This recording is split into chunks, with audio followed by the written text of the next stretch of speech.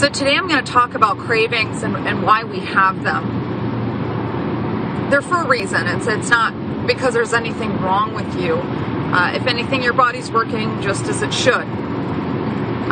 The lesson here that I'm going to take is actually on an animal basis, and then I'm going to take it up to humans. So basically what happens is your body knows that it needs something, but it can't tell you what that thing is necessarily. When I say your body, I mean the systems.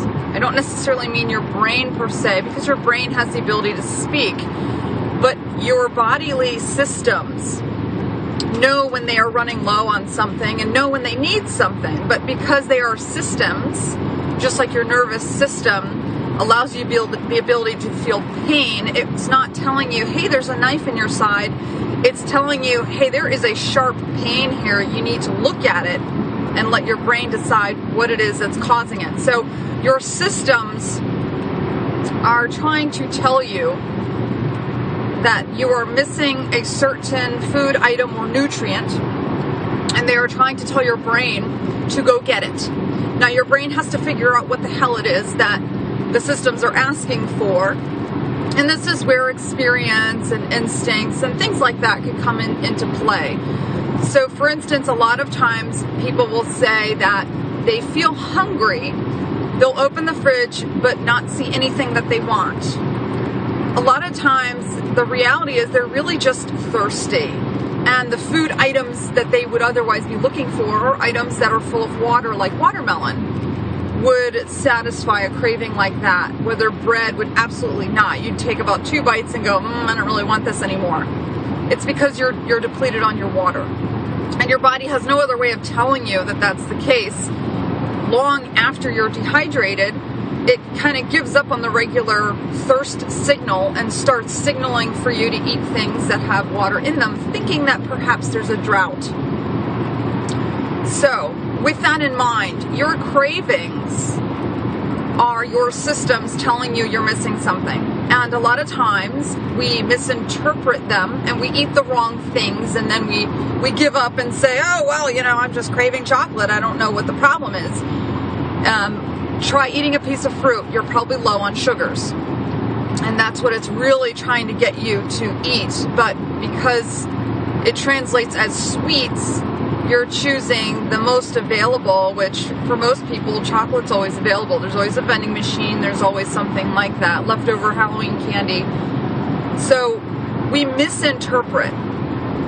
So don't think that because you have a craving for a certain food item and that's what you've decided it translates into, it doesn't mean that you're right.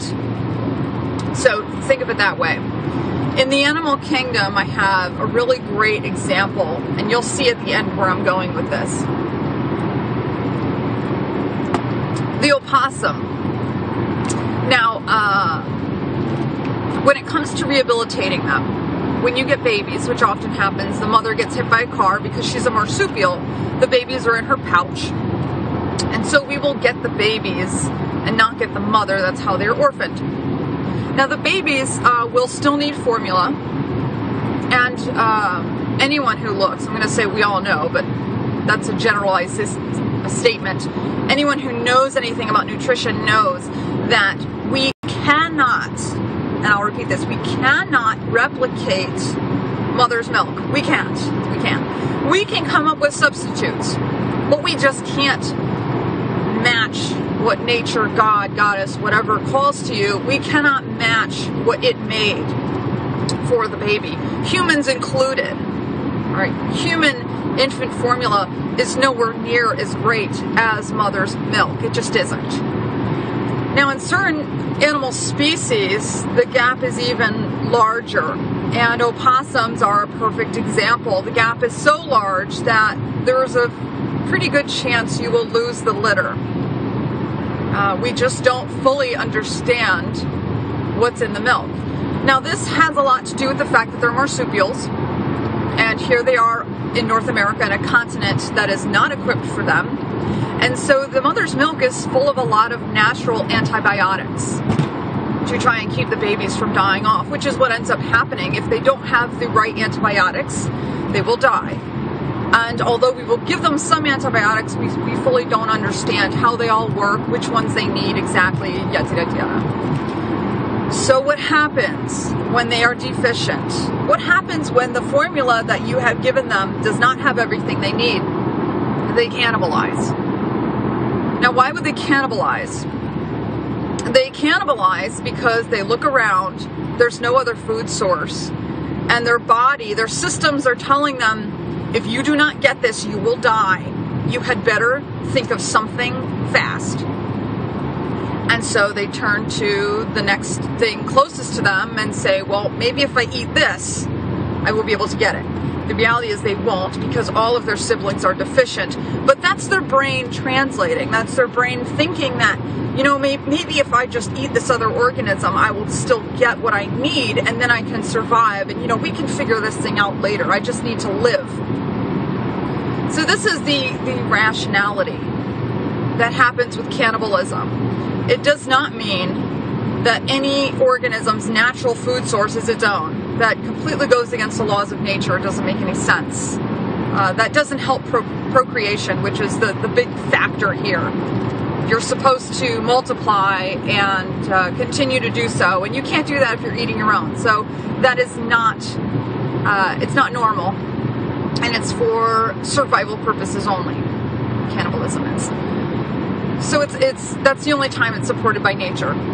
So that's what will happen. And humans, the same thing. If you don't have a food source, you have no other alternative, you will eat each other. Okay? We have plenty of examples of that. So here's where I start to draw this to a close. My revelation, I was on, I had high cholesterol and lupus, all kinds of other problems. I've always been thin, I was never overweight, but I had problems because of my diet. And so I went on a detox regimen, which made me vegetarian. And in my mind, I thought, I'll do this until I'm cured, and then I'll go back to the way I was. Well, the reality is that after a month or so, I completely lost my craving for animal products completely.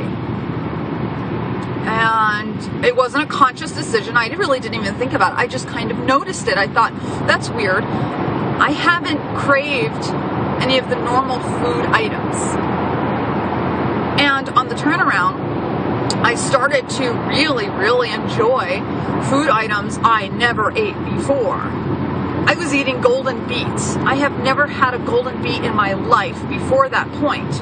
But I thought it was interesting and neat, and I was trying to eat more vegetables. It was a part of my therapy.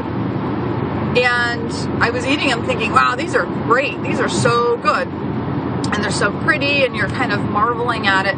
And so my body was switching over to different food items, and so my cravings were changing. And so in retrospect, I look at that and I think about it and I say, I think I know what's going on. I think that previously I kept translating my need for certain nutrients into thinking I needed food items that I didn't really need.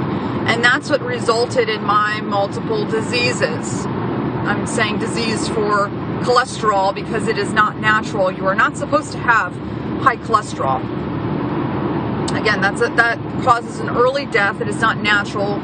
It's not a part of your, your survival need to procreate base. So it's not natural. You're not supposed to die an early death. So my cravings were mistranslated in the past, and that's what led to all of my health problems.